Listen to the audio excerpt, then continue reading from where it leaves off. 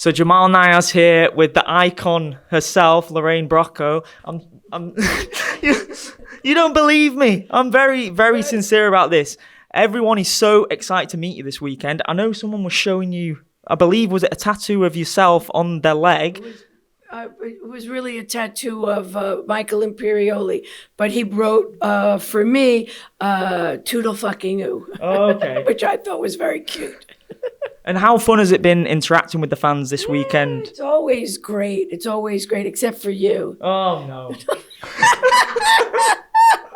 We've got a lot to live up to now. I really have got to try and charm you now. So you actually manifested working with Martin Scorsese on Goodfellas. You watched Raging Bull in Paris, I did. 1980, and you knew that you were going to work with Martin one day. See, now we're getting to the good stuff, aren't we? Now you're hurting.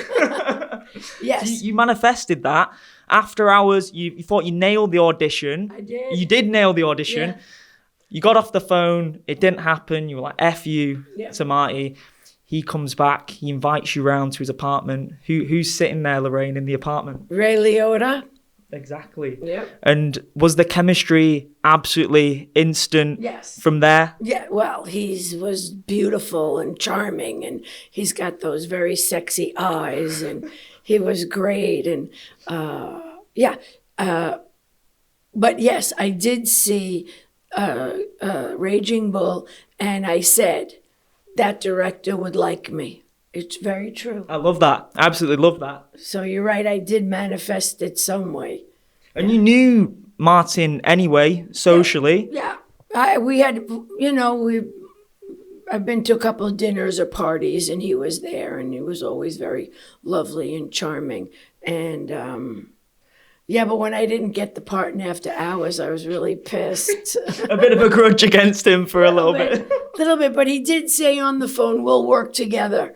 And I was like, yeah, okay, thanks, Marty, but yeah, he was right. I was wrong. He came through on his promise. And then obviously Sopranos, iconic, for me, the best show in the history of television. And I'm being sincere now, I promise you. A 10 out of 10, 11 out of 10, if that could be possible.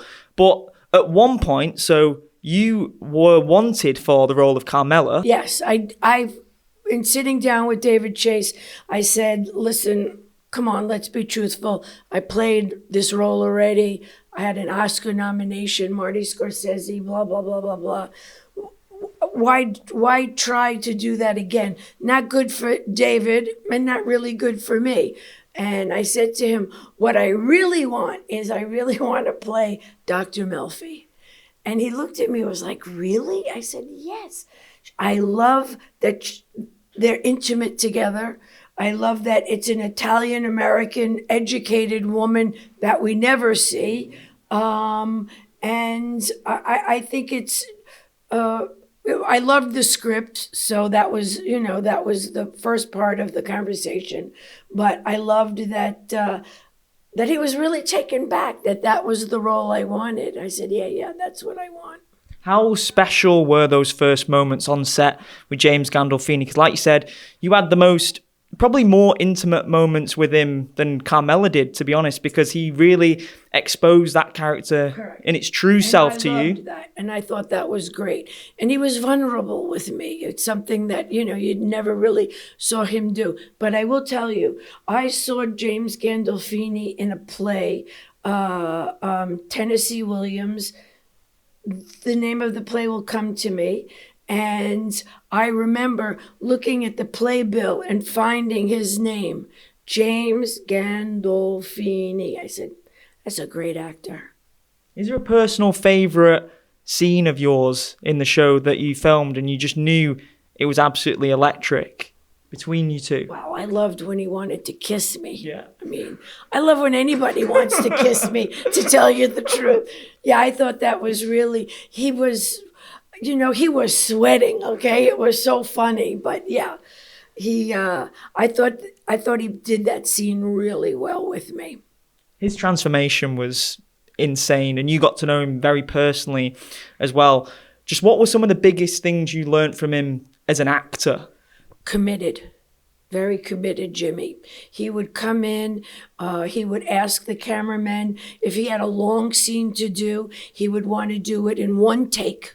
He wouldn't want to break it up. And so he would make sure that the camera people had enough film in it to cover him. And very committed, really unbelievable. And Ray Liotta also the same. I have to say they had a firm commitment in the work that they were doing, and never let up. They were really intense that way. And of course, when he was done with it, he was, dancing around, taking his clothes off. Yeah. Yes, that's true. You watched the final episode with James Gandolfini, I believe. Did. Yep, you watched the final episode with James, and his reaction was that it? What was your reaction? Because it was quite shocking at the time, and it's still talked about today, isn't it? No, I know. It's incredible that people still talk about it. And that's where we say David Chase is a genius. Because if you're talking about a show and a scene, 25 years later, he did something right. Look, I was disappointed in the way he ended the Melfi-Tony scenes. I was like, she would never throw him out like that. And so I was a little disappointed in that. So, look, it was a genius move. It really was. That's all I can really say about it. Last one, did you believe Tony died in that final scene? No, I never believed Tony died. No. You just thought it was the end of that story. Yeah. The cut-off. I really thought we were going to do the movie. That would have been amazing. It would have been amazing. But we got a 10 out of 10, didn't we? Yeah, we did. And we got a 10 out of 10 interview. A one that I've, like I said, a bucket list interview of mine. I've wanted to speak to you for a long time. You don't believe me. I couldn't be any more sincere. Give a kiss. Wowee. I'm never washing this cheek ever again. Wash it. We did it. We charmed her, guys. Thank you very much.